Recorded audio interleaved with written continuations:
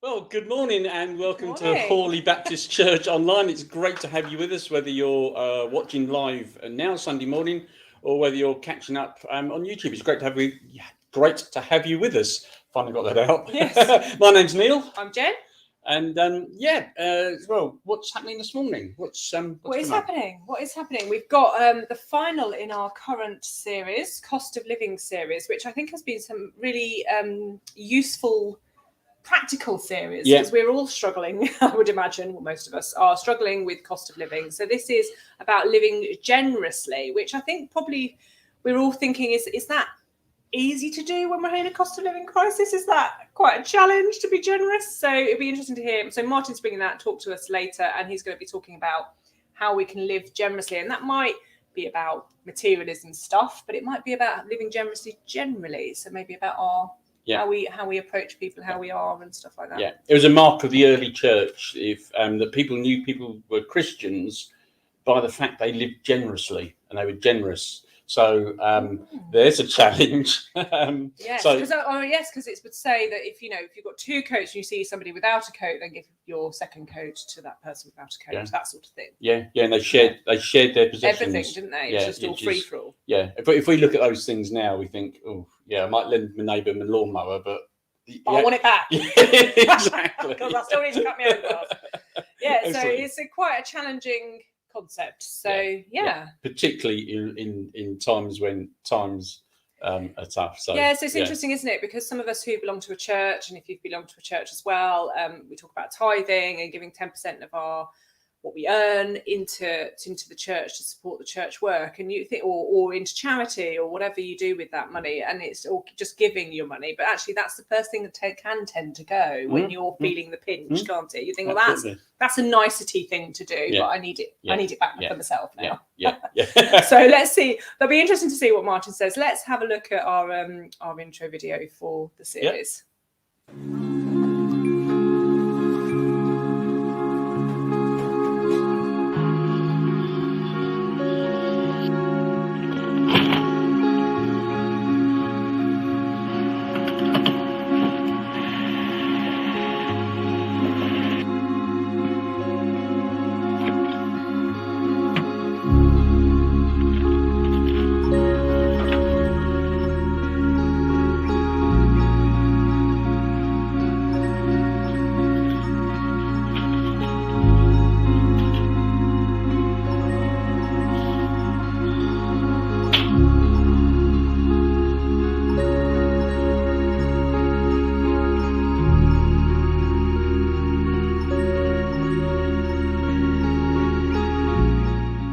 Part of this series, Cost of Living. It was our May series, so we're coming to an end this morning. Although, as Dad mentioned, this evening, 8 o'clock on YouTube Live, you can join myself, Phil, who preached last week, and Nigel from CAP, who preached the week before. And we're going to be talking around some of the themes that we picked up from this series, and just going a little bit deeper. So you're very welcome to tune in on our YouTube channel at 8. And hi to guys online. Great to have you with us.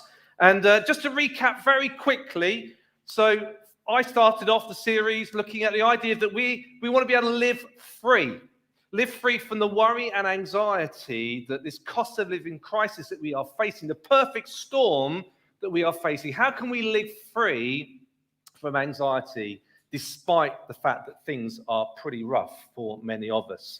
And then Nigel from CAP spoke to us not only about CAP, the idea about living selflessly. How as we as church individuals can help others by being selfless in our life.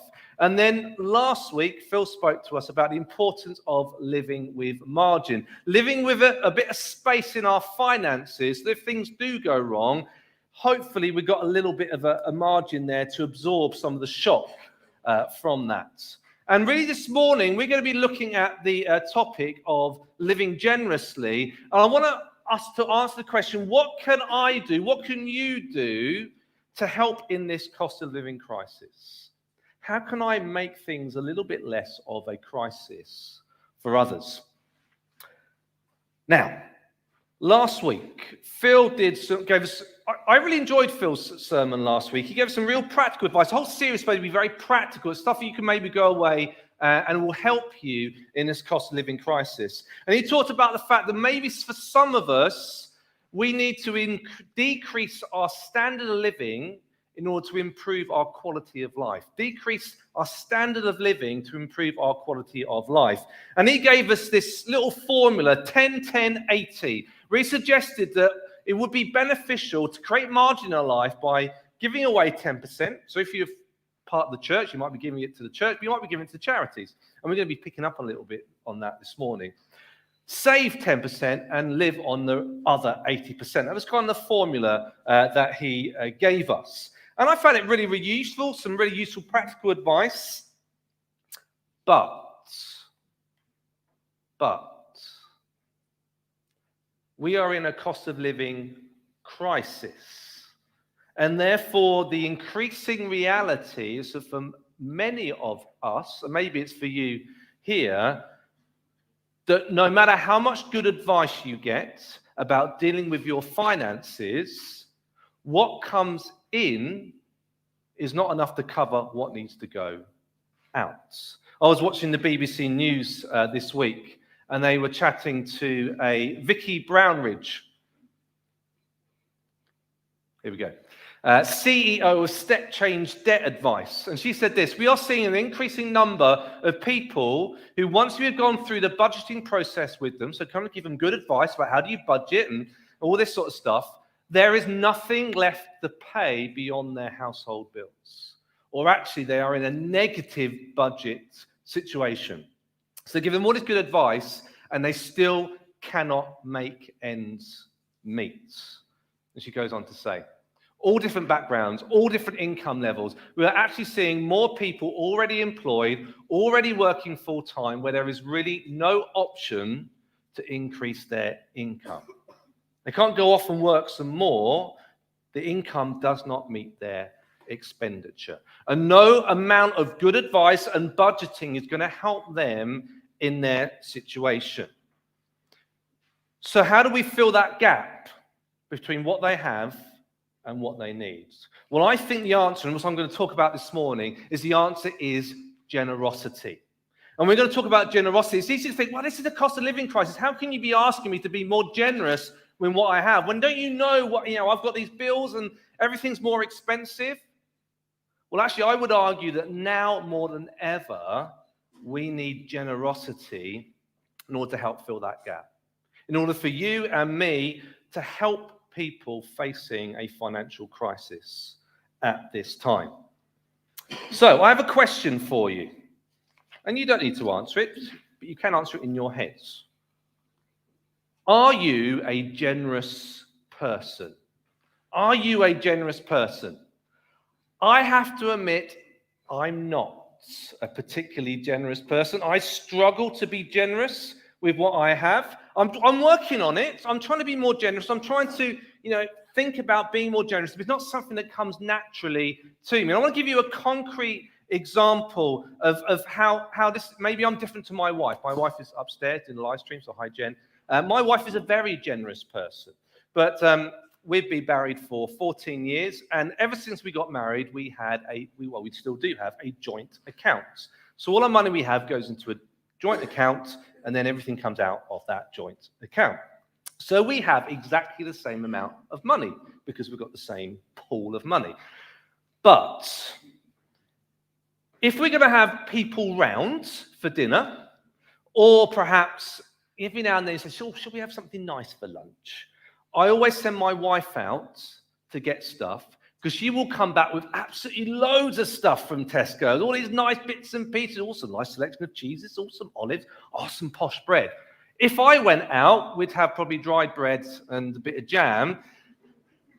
My wife is a lot more generous, not only to others, but also to us as well. The interesting thing is, she hasn't got more money than I have, unless she's got some secret stash somewhere that I don't know about. We are working with exactly the same pool of money, and yet when it comes down to it, she is a lot more generous than I am. If we're going to someone's for food, if you go to someone's, you've got to kind of bring something with you, don't you? You don't have to, but you expected a bit. So I'll go, well, what's the minimum I can get away with? Always a packet of crisps that haven't been opened in the drawer. I'll take that. And this bottle of fizzy that we don't really like, that'll do. But I'll stop off in the little Waitrose on the way and get some nice bits and pieces. My wife is more generous than I am. You see, when it comes down to it, whether or not you are generous has got very little to do with what you have. It's a lot more to do with how you think. Me and my wife are the same. We just think very differently. And I want to just tell you this morning, and to see if you can take this on board, when we're talking about generosity, wealthy people are not generous. Do you know who's generous? Generous people. Wealthy people aren't generous. Generous people are generous. In some ways, it doesn't matter how much you have. Generosity is a mindset. And some of you might be sitting there thinking, well, actually, I am a generous person, but just not at the moment. At the moment, things are not ideal. The situation isn't quite right. So I'm going to be generous when I've got money. I'm telling you now, if you're sitting there thinking that, it's unlikely you're going to be generous when you've got enough money to be generous, because your mindset wouldn't necessarily have changed. Generosity is to do with your mind, not with what you have. So we're going to be looking at some practical ways in which maybe we might be able to shift our mindsets a bit. But we're going to look at a passage in the Bible. It's 2 Corinthians chapter 8. The words are going to appear on the screen. And this is a letter written by Paul, one of the early church leaders, to a church in Corinth. Corinth is in sort of central to south Greece. It's a big, vibrant city. And he's writing to this church about many things. But on chapter 8, he's talking about one specific thing. Because you see, in the time of the writing of this, during the time of Emperor Claudius, there was this famine taking over the whole place. It was a cost of living crisis for many people. And it hit loads of people really hard, but it particularly hit the Judean Christians, the Christians who were living in Israel, who were particularly poor and really struggling with this famine. So they set up a relief fund where the richer Christians send money to the Judean Christians. And what's really interesting, which if you know anything about biblical history, is this were non-Jews, what they called Gentiles, giving money to Jews, which was completely unheard of. And what Paul does, he uses a strategy here. He tries to encourage a church in Corinth to give to this fund by telling them about the wonderful church in Macedonia, which is in northern Greece, about how great they've been in giving their money. This is what he says. Now, I want you to know, dear brothers and sisters, what God in his kindness has done through the churches in Macedonia. So Paul's saying here, this isn't just the churches in Macedonia deciding they're going to give money to these poor Judean Christians. He's saying this is God working through them. He goes on to say, what guys, church, they are being tested by many troubles and they are very poor. So this church in Macedonia is not rich by any stretch. They've just hit another bout of persecution, so they've been picked on, maybe even being murdered because of their faith. And also, in terms of finances, they're facing their own cost of living crisis as well. They are very poor. But they are also filled with abundant joy, which is overflowed into rich generosity.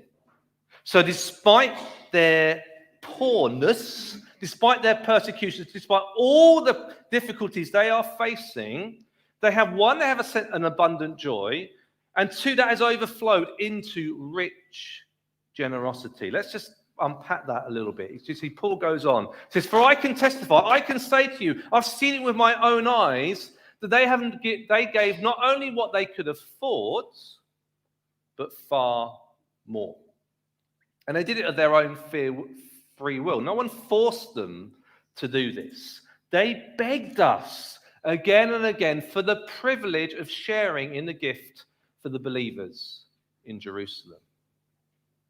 See, this is a little bit, I can't, with my non-generous mindset, I find this a bit of a struggle to comprehend that someone that's struggling so much, and someone who's so poor, not only have they given to charity, which is what they've done basically, but actually they've given more than they could even afford.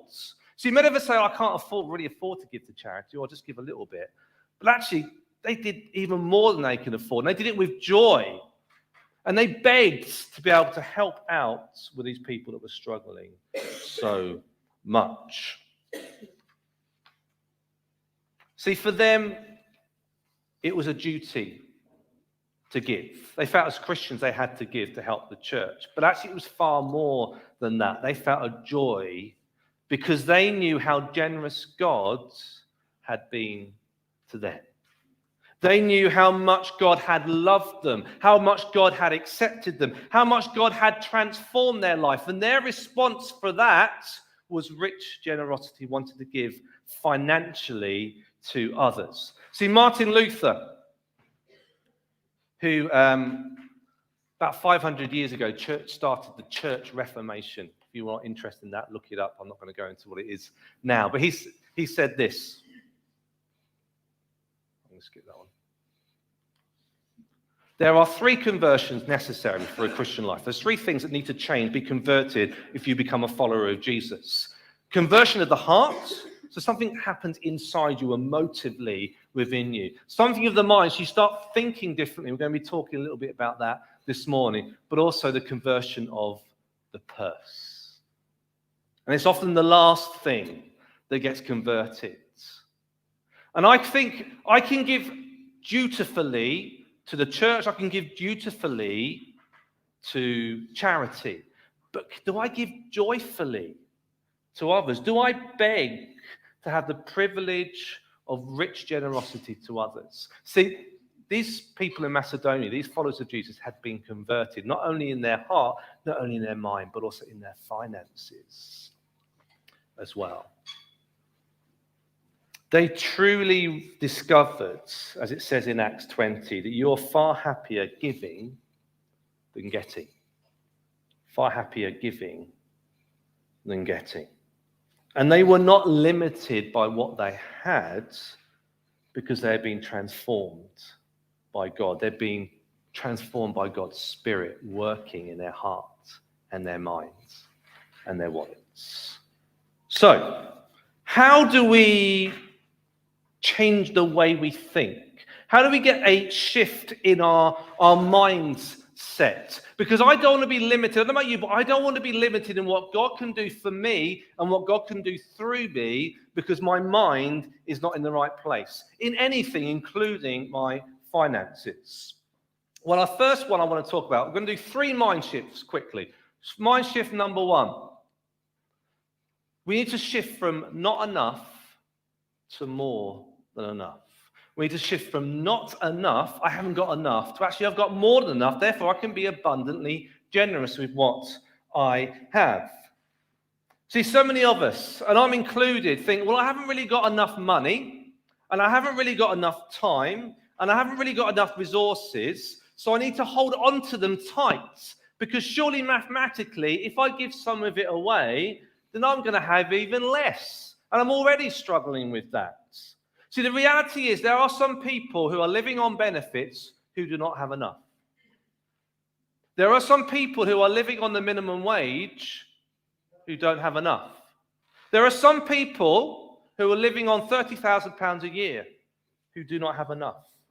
There are some people living on £100,000 a year who do not have enough. Not enough is not an amount, it's a mindset. It's not an amount, it's a mindset. And I would challenge you to test God. I would challenge you to test God. Because really when it comes down to money, this is a trust exercise. Now let me just say, I started at the beginning saying some people's finances don't add up. I'm not asking you, if you're in negative equity or negative budget or whatever, to suddenly think, well, I'm just going to give all my money away. That doesn't make sense. I'm talking about those of you who do have some margin in your life, to think, how can I give generously so that people that haven't got margin, that gap can be filled? Does that make sense here? I'm not asking you to give away all the money you've got which you haven't got. Let's just make that clear. But I would encourage all of you, if you can, to test God, because God's maths is different to our maths. God's maths is different to our maths. We go, if I take away, I have less. If I give away, I have less myself. God's math says, if you give it away, I will give you even more. God's maths is different because you cannot outgive God's. Time and time again, and you will probably be able to talk to people here, maybe they'll be able to share their testimony with you about how they have given and they've never run out. Because God has always blessed them in return. Because God wants to work through you. He wants to give through you. And God wants to be generous to you so you can be generous to others. That's the whole story of the Old Testament with God working through a bunch of people called the Israelites. He says, I'm going to bless you so that you can be a blessing to others, not keeping it and hoarding it to yourself. We cannot outgive God, so why not test God's maths? Now, mindset number 2. Now, a little practical demonstration. Put your hand up if you love chocolate. I mean, absolutely love chocolate. Okay. Okay. Sarah, would you mind coming up here for a moment, please? Because I want to give you some chocolate. Yeah, I want to give you some chocolate. Sarah, I have 2 whispers here. Okay. One is for you. One is for you to give to someone else. Okay, so there you go. Who put your hands up? You love chocolate. Okay, why don't you pick someone with their hand up to go and give them a chocolate to? Anyone will do. There we go. So you're giving that. Right, Sarah, what have you got there? That spoilt my illustration. Give it to Josie. And I've got another one for you. You ruined that. See, the truth is, unless you're Sarah, the truth is, there we go. Oh, we're all lovely Christians here. No, we're not. The truth is, it's easy to give when it's not your money. It's easy to give when it's not your chocolates. It's easy to give away, which is not yours to start with. When it's ours, it suddenly becomes a lot harder to give it away. And our mind shift that we need to move from, in mind shift number 2, is from my resources to God's resources. From my resources to God's resources. There's a bloke, well, there was a bloke called King David, who famous for slaying Goliath with a stone and a sling. And he wasn't king at the time, but he became a king. And he tasked himself with raising funds for his son Solomon to build a temple for God. And he managed to raise a tremendous amount of gold and silver and all the different things they needed to build this a wonderful temple to God. And he says this in 1 Chronicles, it's found in the Old Testament. 1 Chronicles is like the history book of the Jewish nation. He says this. This is King David speaking. But who am I and who are my people that we should be able to give as generously as this? He says, everything comes from you. He's talking about God. Everything comes from God, and we have given to God only what comes from your hands. See, David has recognized, as have all those people given hugely generously to the building of God's temple, that everything they have has come from God's. They have moved from my resources to God's resources. At the beginning of the Bible, in the book of Genesis, when Adam and Eve are in the garden, God says to them, I've made all this creation, I've made you stewards, I've put you in charge, given you authority over everything I have. You want to be good stewards. And for you, if you're a follower of Jesus, if you're not a follower of Jesus, it's up to you what you do with your money. But if you are a follower of Jesus, you made that decision to be a follower of Jesus, then that's just recognizing in your life that everything I have, technically, it isn't mine. It's been given to God. Now, God is hugely generous. He's been hugely generous to me. And I need to move from that. I need to shift to think, actually, God's given me everything, and therefore, he's not asking me to give away everything, but he does want me to use those things that I have to bless others, to be richly generous, just like that church in Macedonia was. We want to shift from my resources to God's resources. Third and final mindset as we come into an end. It says these words. So we go back to our passage in 2 Corinthians. And I said that Paul was trying to persuade the church in Corinth to give to this relief fund by telling him how amazing the church of Macedonia was. But he says this, here is my advice. It would be good for you to finish what you started a year ago, because the reality is the church in Corinth were very keen when they heard about this issue, heard about this famine, heard about this relief fund. The church in Corinth were like, yeah, we'll help out with that. Yeah, we'll be up for helping out with that. It says last year you were the first who wanted to give, and you were the first to begin doing it. Now you should finish what you started. Let the eagerness you showed in the beginning be matched now by your giving. And interestingly, he says, give in proportion to what you have. So it's saying, all of us are different. We have different amounts. We give proportionally. That's why in church we recommend the 10% that we give to the church, because it's a proportionate amount. Some people will give more, some people will give less. So we recognize that. But what Paul is trying to encourage the church in Corinth says, you were so eager at the beginning, but you now need to match that eagerness with your giving now. And maybe you're like me. Maybe you're like me, where our heart is moved by a particular thing, or maybe you're moved by this sermon to give, and you think, actually, I could give, but actually I could just wait until that feeling goes away, and then I don't have to give anything, and I don't feel guilty anymore. It's very easy to give in that moment, but if you just wait a little bit, wait until maybe Wednesday, and I promise you that feeling will go away. And you won't have to worry about the sermon, or maybe what God's speaking to you. But actually, that doesn't really help anyone.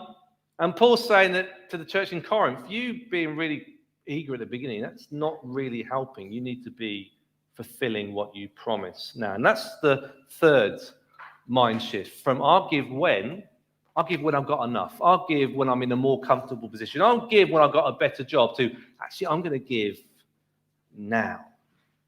Because I want you to know and you to take on board that for every one of you and me, God, and I've said it before, wants to work in you and work through you. I don't want you to be limited in what God is able to do in your life. I don't want to be limited. And it's so easy just to put it off, and then nothing ever happens. Nothing ever happens. I'd encourage you to give now. Just a couple of ways in which you might want to do that. Firstly, I think what can sometimes stop us from giving is we look at the needs around us, and these are just so great that we end up not doing anything. How can I help all these people? There's just too much. I can't possibly give to all these people. Well, I love this phrase. It's do for one what you wish you could do for many. Do for one what you wish you could do for many. You may not be able to help 10 people, but you might be able to help just one. Pick an individual, give them a gift, make them a meal. There's lots of ways in which you can help someone at this cost of living crisis who maybe is struggling a little bit. Do for one what you wish you could do for many. And then secondly, I just think it's a really good idea to give money to the charities that are already helping people at this cost of living crisis. We've got a Churches for Hawley food bank. I don't know if you know, but we give donations of foods. There was a drive here yesterday where people drive in and give donations. But those donations are drying up a little bit, as you would expect from cost of living. We used to get lots of foods from like Tesco's and different supermarkets. That's drying up and has dried up for quite a while because the supermarkets got a lot tighter on their waist. So there's less food. So the food bank has to go online and do a shop. And they buy a shop, just like you would for home, for the people that come to give them free food. So they need money because they're still facing inflated food prices as we are. Maybe you want to give food, but maybe you want to give money to the Churches for Hawley food bank.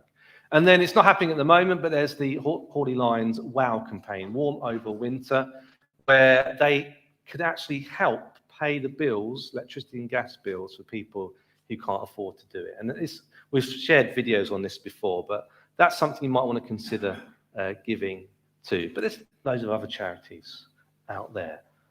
Mind shift from I'll give when to I'll give now. So just to remind you, mind shift number one, we move from not enough to more than enough. Mind shift number 2, move from my resources to God's resources. And mind shift number 3, I'll move from I'll give when to I'll give now. We're going to give you a moment to reflect. Some questions are going to come up on the screen. And just talk to God. And what is God saying to you this morning?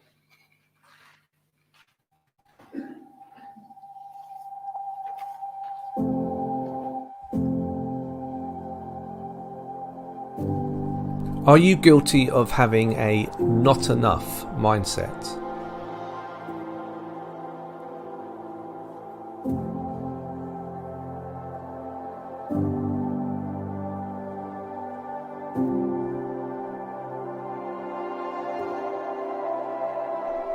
Are you willing to put your money where your mouth is when it comes to trusting God?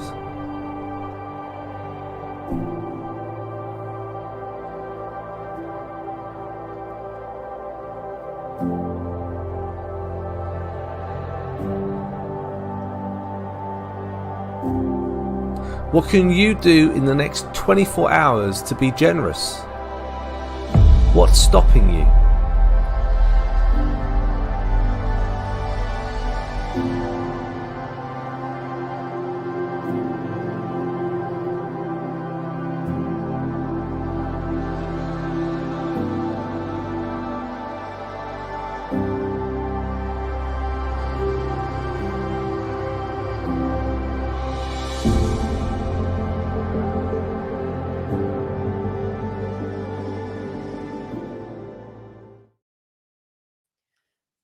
Right, I was going to say, I hope you enjoyed that. But I suppose it's perhaps, I hope you were challenged by that. Really, Yeah, I think it's a challenge, isn't it? There's a lot in there, and I think the big thing that hit me is this thing about generosity is a mindset. Yes.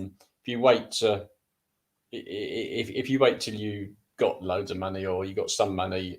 If that's your excuse for now, yeah, it might be still an excuse for later. You'll find that it's. I think him saying sort of state of mind, not how much you've got. Yeah. The one line I remember, which is the most ridiculous line perhaps, is that generous people are generous people. It's not. Yes. It's not wealthy people. It's not poor people. It's not. Yeah. Generous people are generous people, which is obvious, really. But and I think that's the same with, as we were talking earlier, about people who give their time, give their energy. It's not necessarily always about, because as we said, it's not necessarily what you've got materialistically wise. You might not have a lot to give, but actually you find that generous people will give what they've got anyway. Yeah. But also they give their time. They're willing to spend time with people. They're willing to be kind. It's just that. Yeah. Just generally, generous people are generous people. Yes. Yeah, I've got this really silly little thing, and I'm sure people just don't think, but it's when parking your car at church. Do you park either away round the street, or do you park, right at the corner of the car park, or do you park right out the door? Because if you're exactly, because if you're being generous, yes, you would let somebody who is maybe less able than yourself, or just let anybody park there rather than having the and we all just get in a rush and we just park. But it's just that sort of mindset, really, that stop in consideration, isn't it? Why should I have the best? Yeah. Why should I have the best? Why I could I'll park in the difficult place and let somebody else have the nice parking space. Yeah. And that's a daft example. I know, it's a good, but it's about having that stop yeah. and consideration, because I think often, like you just said, then we rush. So you've got stuff in the boot that you need to carry, and you think, right, I just need to get into church. I'm running late. I just park the first available space. Actually, that's really nearest the door, which is going to help me carry all the stuff in, and then I leave it there. Yeah. So it's usually not out of not being generous, but it's out of lack of consideration and thought, and actually taking that pause to go, hang on a minute, I could carry this from the corner of the car park, and It's just it is that mindset. It's when you were kids and there was the nice cake and the little cake. And all kids take the big cake. Absolutely, and is that joke that goes, well, if I asked the other person what would they do, they'd let me have the nice one. So I've just taken what. But it is that my children are always very disappointed. So if this is the last sausage roll, for example, and we've got people round for dinner, and you're trying to teach them manners, and you say, they're like that, to the sausage roll. I want that. I don't want my siblings to have it. I want it. And then they're like, but we've got guests, and they do that whole like, would anybody else like last sausage roll? And they clearly don't mean, but they know they've got to ask the question. Martin will usually go, yeah, I will. And they'll be like, I was trying to be polite, but I really didn't want to ask the question. So it's really funny. And it's that whole like nice cake thing. They're hoping that everybody will see the puppy dog eyes of like, please don't take the large sausage roll. I want it for myself. Yeah. So it's funny, isn't it? But we get lots of those things every day where if we have the mindset of being generous, it hasn't got to be giving £1,000. It can just be the little small thing. We let the person on the bus have the seat. You know, whatever it is, if we can get that mindset that we'll let somebody else have the seat on the bus, or we'll let somebody else have the car parking space, then which I think does get taught. It's really rare, actually. Yeah. So when I'm sort of like, for example, if I'm I don't like to travel into London, have to be honest. But if I go on the train and obviously there's somebody who needs the seat before me, I get up and I go, oh, are you sure? No, because it's not the norm anymore. No. And so it's really weird, isn't it? Because actually that generosity is actually quite rare now. It's when I'm standing up and somebody offers me the seat because they feel like I need it, then you're kind of thinking, is that an insult? Do you think I'm either pregnant or very old and I'm incapable? I'm not sure which one that is. No, but it's about, I think it's about those little things you can do that shows generosity. And actually in these days and age, it can be quite rare. And there was a movement, wasn't there, about paying for the coffee for the person behind you? There's lots of little things like that. So one of the questions was, what can you do in the next 24 hours to be generous, and what's stopping you? My guess, what's stopping you is wait till Wednesday. Wait till Wednesday, then we forget it. But it is mindset. And if we look for, and it hasn't got to be, I'll give £1,000 to. We may not have £1,000, but it might just be, I'll let somebody else do something before me. And if we can get that mindset right, I was chatting to somebody in the middle of the week who came up with a theory that generous people are happy people. Oh. You can't be generous and not be happy. Unless you're doing it because begrudgingly you think you should do it. Yes. But if you're being generous, and we had a bit of a discussion about it, and his theory is that if nice things happen to you, you're happy.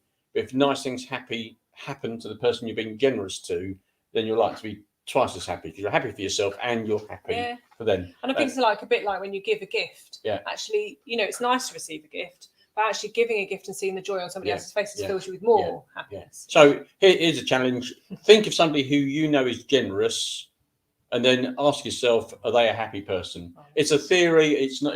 But it's an interesting one. You want to study? I want to write this study. I would suggest that miserly people tend to be miserable.